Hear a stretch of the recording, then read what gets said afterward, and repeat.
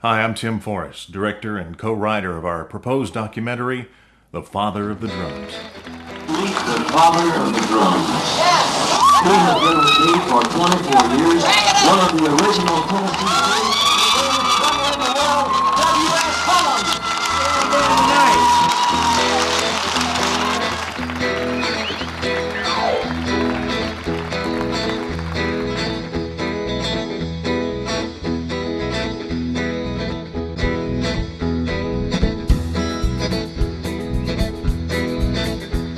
Come rolling out of Memphis like a hurricane or Texas tornado. It came rolling out. You know, when you think of rockabilly music, you think of people like Carl Perkins, Jerry Lee Lewis, Elvis Presley, and of course, Johnny Cash. Our story is the story of a man whose life parallels the history of rock and roll at Sun Records and the history of Johnny Cash. He was the man who was the only drummer Johnny Cash had for nearly 40 years. W.S. Flew Collins. 1 for the money, 2 for the show, 3 to get ready. Now go, can't go, but don't you step on my blues inflation. Do anything, get home from our He was not only here when it happened, he's responsible for a great deal of it. He started out with the Carl Perkins Band, and he played on all of Carl Perkins' Sun Records. W.S. Holland's unique drumming style gave songs like Blue Suede Shoes their real unique sound and set them apart from others. W.S. and Carl had come down to Sun Studio. W.S. was playing with Carl, and they were going to cut their second, turned out to be their second hit, was Matchbox. And Sam Phillips had hired Jerry Lee Lewis as a session player that day. And so before they could get the session started good, Johnny Cash and Elvis Presley came in, and as it will happen with most musicians, a jam session broke out, and I think that took up pretty much the remainder of the day. And of course now we know that that session was one of the most famous sessions of all time. Matchbox. The reason Jerry Lee was here, Sam hired him to play piano. Now, we didn't know that John and Elvis was even in town, but they'd heard we were in town and dropped by. John dropped by, and then Elvis dropped by, and then when they dropped by, it just turned into a jam session. And he got up, Jerry Lee got up, and Elvis sat down at the piano. He was sitting right along here, and they just started singing whatever they thought about doing. Nobody thought anything about it that night. Jack Clement was running recorder, and he didn't think anything about it. He just turned it on and went next door to the Taylor Cafe. Then was a restaurant, and to get him a sandwich. And I tell you, man, if Jack, if he had just decided, well, you know, after this, I'm gonna just turn on the machine and go get me a sandwich, it would have never happened. Sam did think, though, to call a photographer and make that picture. And I kidded Sam later. When it become history, it become famous. And I kidded Sam later, man, if you'd have really been smart, you'd had that photographer to pan over about 4 foot, I would have been in it, and it would have been famous.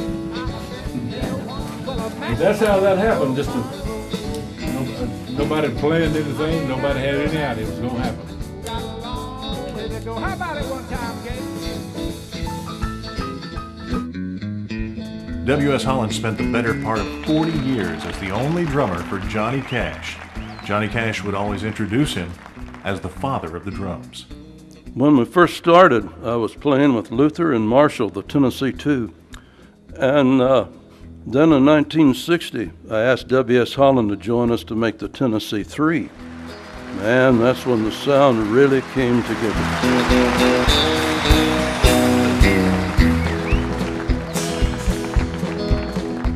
I hear the train a-comin'. And every time we do one, if we have a song like that, which we do, you'll sing a couple a day, I say, give me that flute feel. I want the flute. And nobody in the world can do it. And buddy, when he starts it, it'll be right there when you get through too. I think he'll be remembered as a legend in this business. Let me tell you a little bit about myself. I'm a radio veteran. I've been in radio and commercial production for nearly 30 years now. I had a video production business on the side for a while, and I've always had a great love of filmmaking, even when I was a child and shooting films with my mother's 8mm movie camera. I guess my rockabilly credentials are that I was friends with Carl Perkins, and I was the first person to ever play anything off of the Class of '55 album. This was an album recorded with Carl Perkins, Jerry Lee Lewis, Roy Orbison, and Johnny Cash. Carl had come from the record manufacturer directly and stopped by the radio station. I was on the air, and we interviewed him and played cuts from the record, so I was the very first person to ever play anything off of the Class of '55.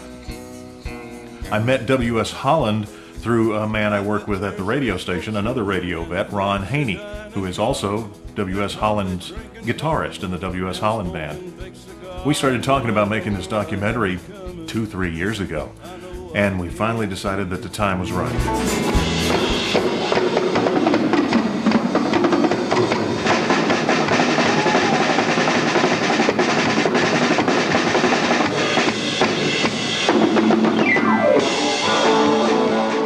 Jerry Lee Lewis, Carl Perkins, Elvis Presley, and Johnny Cash. When you think of rockabilly music, you think of names like this.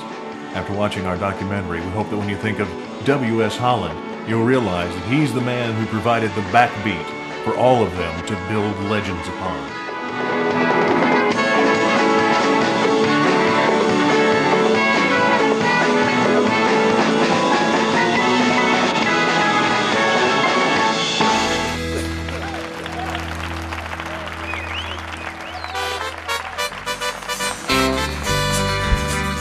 Thank you.